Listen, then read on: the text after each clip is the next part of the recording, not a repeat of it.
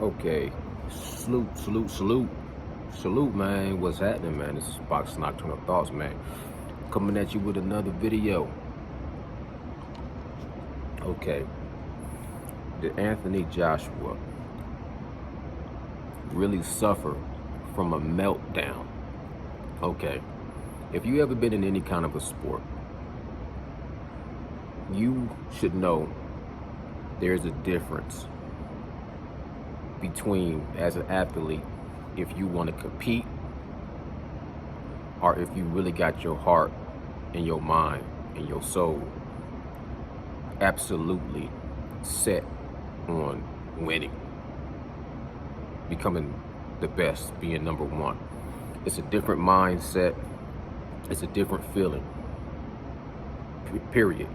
It's when you training, your motivation, your mantra, your energy, when it's all synchronized and you gotta win, you gotta get first place, like get rich or die trying. Numero uno, the head honcho, when you gotta get number one, when you gotta get first place or die trying, everything is just different. Versus when you wanna compete. When you wanna compete, it's cool because you still will work your ass off. But there's a disjoint, there's a disconnect. Everything is not synchronized. It's something in your heart that's settling for second place. That's just how it is. It's just like, yeah, I'll give you an example. Movies. Rocky Part 1. Rocky Part 1, man, you know, Rocky was a bum. Mickey called him a bum. You were carrying spit buckets and you breaking legs when you should be in here being a champion. So, you know, he got picked, hand selected by Apollo to do a showcase performance, give the average Joe a shot at the title. So when he trained for that fight, he just wanted to compete, man. He told Adrian, I just want to go 12 rounds with the champ. Nobody can think I can even go 12 rounds. I'm a bum. He just wanted to compete. He just wanted to survive. That second, you know, the Rocky 2, the fake Rocky, because Rocky 1 was based off a real story. Dude actually lost to Ali. He lost to Apollo. The second story was, you know, a little bit more of a smoke and mirrors, theatrics, nice playwriting, where, you know, Adrian slipped into the coma after she had the kid. She came out of the coma. She turned around and the first thing she said to Rocky was, win. And then, you know, Mickey, what are we waiting for? And then we seen that famous montage of Rocky training with a different mindset to win against Apollo. Tooth and nail, liver, no matter what, he was going to die trying to win. And, you know, they both get knocked down. He stands up before the 8 count. Boom. We got Rocky 2, then 3, then 4, then 5, then Creed, etc., etc. But my point is this. Anthony Joshua just wanted to compete. I don't think he wanted to win. I don't think he's wanted to win really ever since the Andy Ruiz. I don't even think he was really mad that he lost. I think that was more of an act. And don't get it wrong. He was a little bit mad. He was a little bit mad. He was, you know, he worked hard. But he was like second place mad. You know how the second place is really, they really be happy they got second place. Sometimes there ain't nothing wrong with that, in my opinion. It's human. We can't always be number one. When you gotta be number one, you gotta be number one. That's my thing. When you have to, when it's something that you landed on, that you have to be number one. No excuses. You do what you gotta do to be number one. But when you just going through life and you just compete and you just push yourself and it's just all about grinding and staying strong and competing in the game, because you can't always win. You got to lose sometimes. I don't give a fuck what nobody say. Oh, you can't never lose. You got to learn how to lose sometimes. You got to know how to take your L's and your losses. When you win, you really want to know how to win and be a good winner, not a sore winner. When you can't, and then when you lose, you got to know how not to be a sore loser and still know that even if you lost, you can still win it again. It ain't all about winning. It's not all about losing. It's about you. And Anthony Joshua hasn't got to that point yet, in my opinion. I don't think he was really mad. I don't think he really had a meltdown. I think he was more putting on a performance. Boxing is theatrics, it's a stage. He was putting on the performance that he felt like his fans wanted him to react. Like they kind of criticized him repeatedly for not acting when he lost to Andy Ruiz and when he lost to Alexander Usyk. When he lost to Alexander Usyk, Eddie Hearn had to go on his whole speech about he's acting like he's not really pissed off, but trust me, he's really, really pissed off that he lost and he really wants to fight again. He was a little mad that he lost, but they say pressure busts pipes. I don't think Anthony Joshua really can handle that much pressure well. And when he lost to Andy Ruiz, he let a little bit of pressure off. And he gathered himself, composed himself. He kind of, when he fought Andy Ruiz, I criticized some of it, but I give him his credit. But I thought if he would have went in for the kill and lost, cool. But if he went in for the kill and he would have knocked out Andy Ruiz, I think we would have seen a different Anthony Joshua from that point on. I think he would have maintained his killer instinct. That's just me. But what I'm saying is this. He never really 100% recovered from the mentality-wise of losing to Andy Ruiz the way that he did or winning to Andy Ruiz the way he did. He still had something in him that was more or less able to settle. And he did not want the pressures on him to be that heavy as the head that wears the crown. I don't really think he really wanted to wear that crown. It's like when he lost to Alexander Usyk, I think a piece of him was more relieved than it was angry. And I think there was some anger involved. And it came out the wrong way because it's not really true anger. Because true anger will come out the right way.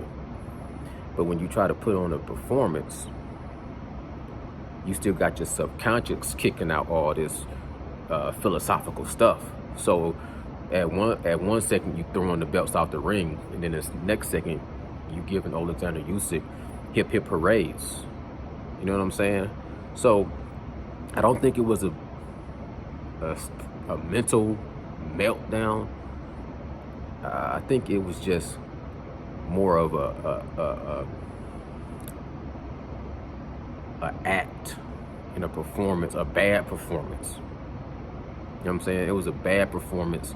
It was foolish and it was in poor taste. And I think he's going to be able to recover from that. No problem. He's going to be able to recover. You can spin it. You can spin anything. So they're going to be able to spin it, and they're going to be able to say, look, man, you wanted to see emotion. You wanted to see how raw he can get, how he could, when he checked those boys in that college dorm, we want to see that Anthony Joshua that's checking people and, have the street mentality and, what I'm saying, what he was talking about, like he was talking about all these drug kingpins and Big Meech, you know what I'm saying? And what was that one dude who all these dudes were snitches, not Big Meech. I don't think Big Meech was. What was that one dude? Nicky Barnes. He was all, I'm the Nicky Barnes and all this stuff he was talking. So I think it's a facade, but I don't think it's the end of the world. I think he'll be able to rebound, but it's going to take that time for him to process and really come out with a true identity as far as, look, man, your heart just isn't designed to maintain that status. You came, you saw, you conquered. Then you came and you were conquered. And now you are the conqueror. Alexander Usyk is the conqueror. Give this man his credit. You know what I'm saying? I celebrate his victory and I celebrate your competitiveness. But I'm not going to celebrate you going all the way back to, the times of you, doing stupid shit. You glorifying. To me, in your loss, you're going to glorify. I'm going to X that. Stick to the game plan. My game plan is to talk to you about this. I don't think he was really mad. I think it's comical that some people that don't like AJ are having meltdowns because he had a meltdown. Like, they mad because he was mad. I don't know what none of the AJ fans, I haven't checked into, I'm going to go check into Hatman Strikes Back. And that other dude, he was a huge AJ supporter. Boxing Beats and Rhymes was another guy I used to like to watch, listening to about AJ. But I want to see, I think it was Hatman Strike Back. One of those dudes used to go so hard on Deontay Wilder and his fans about how dumb he was and how dumb all his fans were. And he kind of always talked highly of AJ. He was biased, and I want to see what he has to say. So I'm going to go check over to see what he has to say, because I haven't watched his channel in a long time. But I always said that, to me, Deontay Wilder, he had his flaws. He wasn't perfect. AJ had his flaws. He wasn't perfect. You know what I'm saying? But to me, the difference between the two of them was like that heart factor, where Deontay Wilder, I think he could handle pressure. He didn't handle that loss against Tyson Fury the right way at all. At all. You know what I'm saying? But I still think Deontay Wilder, mentally, he does have a way. He can really hit a switch. So I think he's just as a warm-hearted person as AJ, but he can hit a switch where he's a killer. You know what I'm saying? Like, he can go in there, and he can really go in there with a kill mode mentality, and he can go 100%. He can go into a whole nother mentality and different dimension that I don't think AJ can ever really get. He can't really go there. AJ can't go there. He's not mentally designed to go there. He's a big, strong dude that can knock some guys out, because he can hit a heavy bag, and they stand in front of him, he gonna knock them out. But he doesn't have he don't have the same killer instinct as Deontay Wilder. Still a good fight, man. I want to talk about that fight later on. We'll get to that, possibilities of, we'll see what Deontay does with Helenius, but we can talk about that later. But I'm just saying, based off of everything that happened before up till now, to me, it does reveal who has a little bit more of a solid, you know, heart mentality factor. AJ, both of them kind of come with a little bit of delusion, because you're a champion. You got to be a fighter, you have to be a little bit delusional, and ain't nobody perfect. But Deontay Wilder, to me, had more heart than AJ. AJ had a little bit more fundamentals and more skills, kind of even some things out, but I just never thought AJ would be able to take that pressure. You know what I'm saying? I don't think he would have been able to take that pressure. I think he was haunted by Deontay Wilder a little bit, and I think that pressure would have been too much for him. You know what I'm saying? But we'll never know. Maybe we will, but right now I'll say never. Never say never. But we won't know until they fight, and then, even then, I don't know if they'd be close to what they was in their primes when they was both undefeated and they both had belts. But at the end of the day, all I want to say is, I don't think AJ, don't worry about AJ. If you're an AJ fan, don't worry about AJ being, you know, mentally traumatized, and that he's gonna be okay. You know what I'm saying? He is still a young dude trying to figure himself out, and you seeing it on the spotlight, you seeing it on the stage, you see it under the bright lights, you seeing it with millions of people watching. He's still evolving, and I think he's not a killer like that, and he's not no tough dude. He ain't no punk. I ain't gonna do AJ ain't no punk, but he's a gentle giant, and he don't want to hurt nobody like that. But he can knock you out. He a big dude, and if you train for it, he'll knock you out. But all that the savage, and even if he was before, he's not no more. You know, he's been domesticated. You got comfortable. You sleeping in silk sheets, man. You know, you rich, you famous, you got your looks, you got family now, you got kids and all that. You know what I'm saying? The days of him walking people down, sticking out his tongue and knocking people's heads off, I don't think they coming back around. But I really don't think he cares about that as much as he wants to put on that he cares. I just think he was putting on. Salute. I'm gone. To the next time. Bow.